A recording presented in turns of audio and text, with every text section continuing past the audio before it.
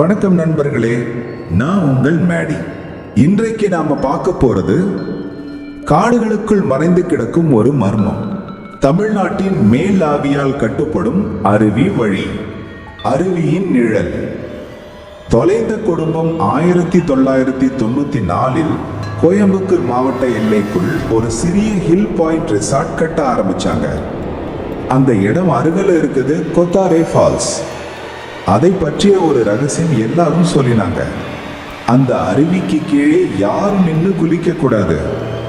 காரணம் தெரியாம இருந்தாலும் அங்க போன 6 குடும்பங்களை சேர்ந்தவர்கள் 3 திரும்பி வந்தாங்க.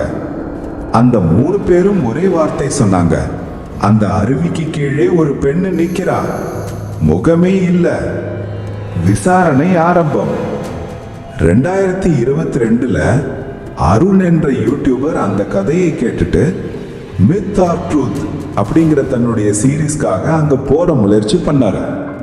அவரோட கேமரா ரெக்கார்ட் பண்ணியிருக்கு. ஆரம்பத்துல எல்லாம் நார்மலா தான் இருந்தது. நள்ளிரவு 12:14 கேமரா வீடியோல அந்த அருவி டோனை மாட்டிக்கிட்டு பெரிய சத்தம் வந்தது. ஒரு பெண் வாங்காதீங்க என்று சொன்னது தெளிவா கேக்குது. அதனால அருண் அடுத்த வீடியோ எடுக்க முடியாம போனாரு. அவரோட டீம் அடுத்த நாள் அந்த கேம்பிங்ல போனது. அருண் கிடைக்கல, கேமரா மட்டும் கிடைச்சது. வீடியோவில் இருந்த ரீதியில் அந்த வீடியோ பார்க்கும்போது 8வது நிமிடம் வரை சீரியாக இருந்தது. அதற்கு பிறகு நீங்க காண்ற ஒவ்வொரு ஃப்ரேம்லையும் அந்த அருவி வழியாக நின்று பெரிய நிழல் வடிவம் ஒரு பெண்ணா மாறி பழைய பாட்டுகள் பாடுவது மாதிரி பின்னணி ஒலியில் ஒளிஞ்சிருக்கும். அந்த ஒலி அசல் கோடிங் அனாலிசிஸ் செய்த போது ரோமானிய புனிதத்தின் மந்திர வடிவம் மாதிரி இருந்தது. அதாவது தமிழல்ல, ஆனாலும் ஒலி ஜெனரேட் ஆனது அதே இடத்துல தான். நம்ம கிராம கதை. புதிய விசாரணையின் போது தெரிஞ்சது, அந்த கொத்தாரே ஃபால்ஸ் கீழே 1890களில் மிஷனரி குழுவோடு பணிபுரிந்த ஒரு செவிலித்தாய் மேரியா ஜோஸ். அவர் குழந்தைகளை காப்பாற்ற முயற்சிக்கும் போது அந்த அருவியின் கீழே வழுக்கி விழுந்தார்.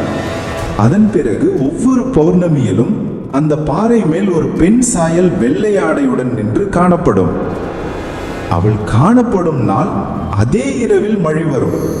3வது முழு நிலவு வரும்போது அங்க போகிறவர்கள் மீண்டே வரமாட்டாங்க. அச்சமூட்டும் முடிவு.